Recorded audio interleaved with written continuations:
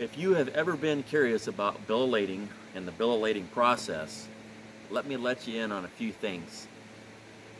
First of all, guys, a bill of lading. What is it? What is it used for? Well, let me tell you. So, there are only 5 states in the United States, Oregon, Alaska, Delaware, New Hampshire, and Montana, that do not have sales tax. A bill of lading comes in to process when you purchase something from, let's say, Oregon, where we're at up here in the Northwest, and we want to buy something from a state that has sales tax. We do this all the time at work. I personally do it for personal goods, materials, palletized, whatever it may be.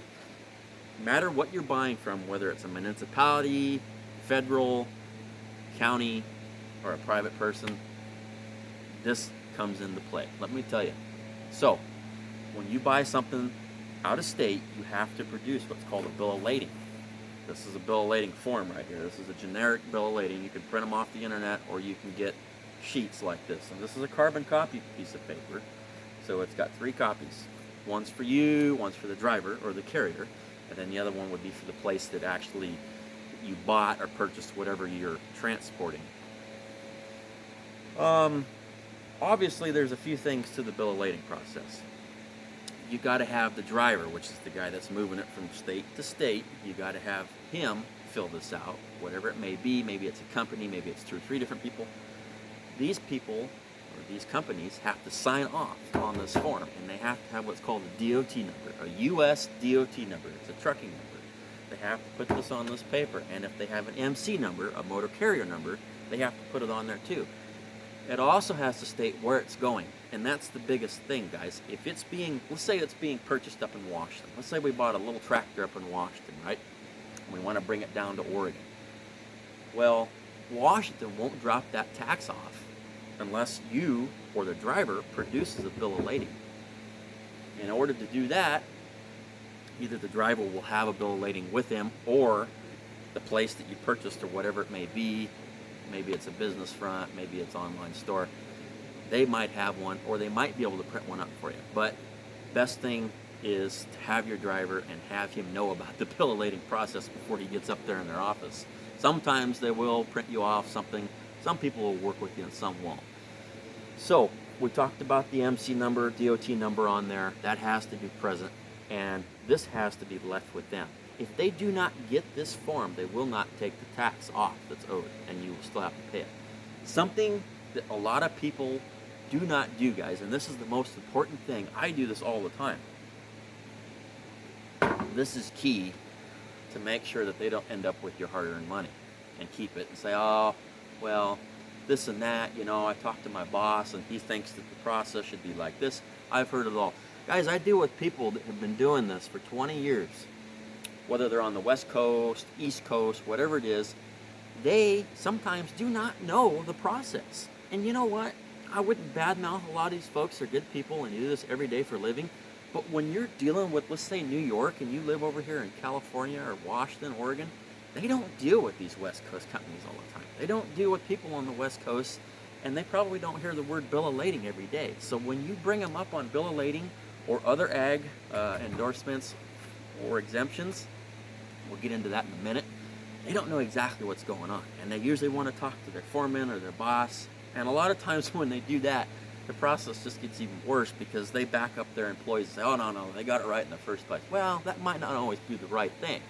So if you're going to get into one of these companies or people on the phone, wherever it may be, via email, make sure, guys, you do your due diligence in whatever state that you live in and make sure that's applicable for whatever you're trying to bring over or have shipped. It might save you some hair pulling. Plus, you don't want to piss those people off until they give you your tax money back. First of all, do not pay the state-owned tax in that other state if you live in one of these sales tax-free states. And what I mean by that is, let's say we get an invoice. That tractor that we bought, just as an example I used a second ago, let's say we paid $3,000 for it. Okay, there's going to be probably a buyer's fee, and maybe if you bought it on the internet, maybe an internet usage fee. Go ahead and pay that, but then in the invoice, figure the invoice, and then you'll see state tax. Let's say it's $400 or $500. It's going to be pretty steep. I'd say close to $500, $600 sometimes. $600 would be nice to have in your back pocket and keep it. especially if you don't need to give it to them in the first place. So we're going to take that invoice. So we're $3,800, guys, with the buyer's fee and other stuff that's included in that invoice. They might have a gate fee and some silly crap that doesn't need to be in there. But go ahead and pay the invoice amount less the state tax and send it to them. Now, sometimes what they'll do is go, oh, yeah, you haven't paid the invoice. It hasn't been paid in full yet. Well, that's fine. And then they will say, if they're knowledgeable and know what they're doing, they'll say, as soon as you bring us, or your driver brings us and leaves us with an authentic bill of lading signed off, we will go ahead and mark the invoice paid in full. Until this form is left with them, they will not let you take the item or goods, whatever it is, from their yard. So this has to be done before you can do anything. Some people don't understand that, and a lot of people at these businesses that are, that you're buying goods from, they have no idea how the bill of lading process works. So you kind of got to walk through with them and say, hey, we got the paperwork here. My driver should have it with you. He's going to leave it there, and we're going to be good. They'll want a copy. They'll leave, obviously, a copy with you when they deliver the item. Now, here's something else that's very interesting that most people don't know, guys. Let's say in the state of Washington, we used to go up there for work and buy all kinds of equipment through Ritchie Brothers. Well, 10 years ago, even before that, and just a little bit more recent than that, you used to be able to just take your license from Oregon, since we're down here in a non-sales tax state, and you put it on a desk, and they go, oh, you're from Oregon, we'll just take the tax off right now. Well, they stopped doing that, and they stopped doing it close to 10 years ago. This made the process a little more difficult. Of course, you got to have the bill of lading in play and all that. Now, if you go out of state, let's say we bought something in Washington, just like we talked about a second ago, and we go up there and get it ourselves, you still have to pay the state tax. Now, let's say you hire your neighbor to go up and get something with this pickup and a trailer to the same yard. That's a third-party carrier. Basically, you cannot go pick up your own goods and get the tax dropped off. And people think, what the hell? Does that make any sense? I'm still spending the fuel to go up there and get it. I'm taking a day off of work, whatever it may be. I'm doing it myself.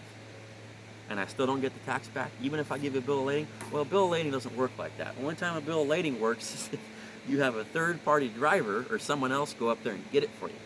Now, a lot of guys, this was pretty funny. Years ago, a lot of these guys would have their own trucking companies, and they would buy equipment over here out of state, maybe some down in NorCal, and have it shipped out. Well, they never said they owned a trucking company. So Joe Blow's trucking company shows up down there in NorCal, and they say, oh yeah, we're here to pick up for Dan Johnson.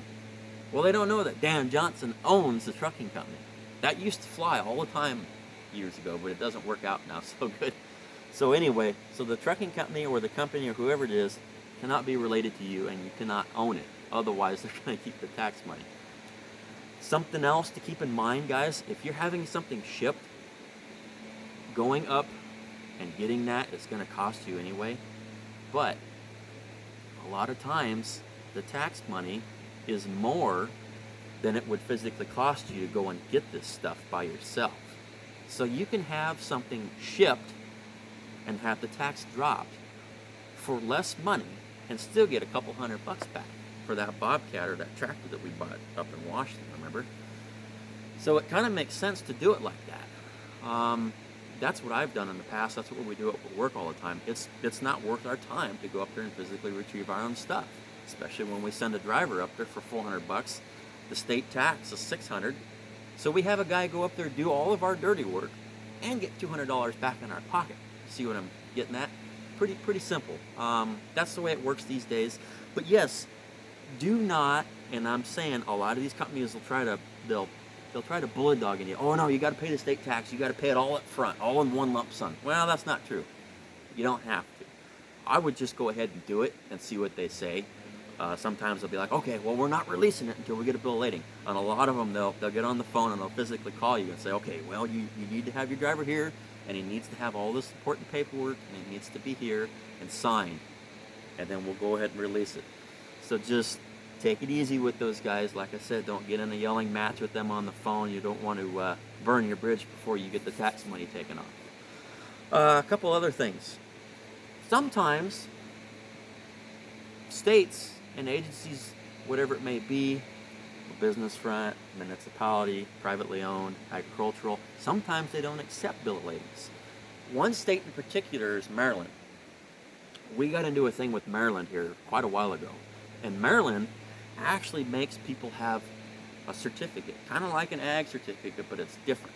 It's not for resale, it's something that they're like the only ones that do it. And they will not accept the bill of lading. But what they will accept is an ag exemption. Now, say your bill of lading doesn't work. Then you have to bring out the big guns, guys. And this is called a farm exemption certification, whatever it is. You can call it ag. Usually every state has it. Now, obviously you got to be in the ag field. And what that means is you got to be a farmer and you got to have a farm ID or farm certification number. In order to get one of those, you got to yield crops or whatever it may be, cattle or so on and so forth. That's a different process in itself. If you're not a farmer, this won't work for you. But if you are a farmer and are in the agricultural world, this will work for you. Now, in some states, being that we're here in Oregon, we're seeing a non-sales tax state, some people have what's called an agricultural endorsement or a farm endorsement. This allows you to drive certain vehicles. I've got an X and a Y class endorsement as well. In order to get one of these, obviously, you got to go to DMV and produce your farm paperwork, your farm certification paperwork. So, if you have one of these guys, whatever state you live in, you can use this as an agricultural, basically, get out a free jail card. This is your ag permit, your exemption right here. Because if you got this form and filled it out, obviously you've already got an endorsement for your license. So if you've never thought about using that, go ahead and send this picture to the company or whatever you're purchasing or whatever you're having transported. If you've got an ag endorsement, make sure and pull it out and use it. A lot of people don't know about that, so keep that in mind. That's very important. One other thing is, guys, go ahead and make sure when you buy something out of state, whatever it may be, on the invoice or over the phone, let these people know what's going on and let these people know, it could be far back east, it could be up north. A lot of these guys, like we talked about earlier, they have no idea what states don't have sales tax. Nobody keeps track of that. There's nobody on the West Coast or the East Coast that knows all 50 states in the United States, what their rules and regs are. I mean, there might be, but you'd be the smartest person in the world. But what I'm saying is, when you deal with these companies, before you even pay, to say, I'm going to go ahead, I'm going to send you all the bill of lading paperwork, or I'm going to send you the ag certification exemption, and let them know, basically tip them off beforehand so they know what the game's going to be and they know what's going on. Because if you just start sending them short invoices, they're going to start getting snippy with you. That's what they do to me. So just make sure you let these folks know exactly what's going on. And, if you have any questions or want to know more about it, let me know. Thank you.